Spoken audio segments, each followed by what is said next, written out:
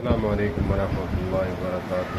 حدیث پاک ہے، مسجد کی فضیلت پر ہے کہ مسجد بنانا کتنا ثواب ہے۔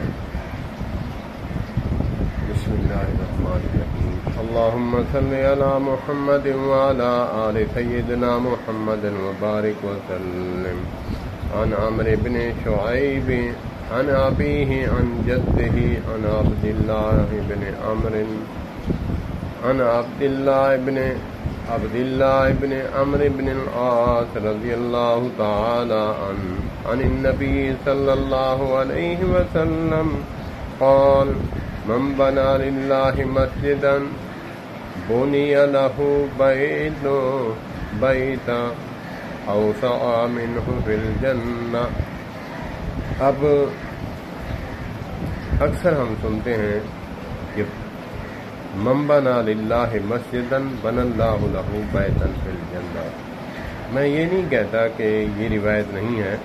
علماء فرماتے ہیں کہ اگرچہ آپ کو دوسری تیسری روایت ملتی ہے تو اس میں یہ نہ کہیں، یہ کہیں کہ وہ بھی روایت ہو سکتی ہے اور یہ الگ روایت ہے، وہ کسی اور صحابی سے ہوگی اور یہ اور صحابی سے ہوگی، اور وہ کسی اور کتاب میں ہوگی اور یہ کسی اور کتاب میں ہوگی، تو اس میں اختلاف نہیں کرنا چاہیے۔ اسی لیے علماء فرماتے ہیں کہ جو ان پڑھ لوگ صرف اردو پڑھنا جانتے ہیں، دین کی تعلیم نہیں جانتے، تو پہلے تو یہ ہے کہ علماء کے ساتھ وابستہ رہیں۔ اگر ان کو اتنی جستجو ہے مجھ جیسا ناچیز کہ ایک روایت ملی اور طرح کی اور ایک اور طرح کی، تو میں علماء سے رابطہ کرتا ہوں۔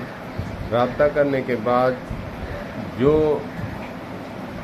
بات نکلتی ہے اس کو میں بیان کرتا ہوں۔ اس پر فتویٰ نہیں لگانا چاہیے کہ یہ روایت اور ہے وہ روایت اور ہے، تو یہ اور طرح کی ہے۔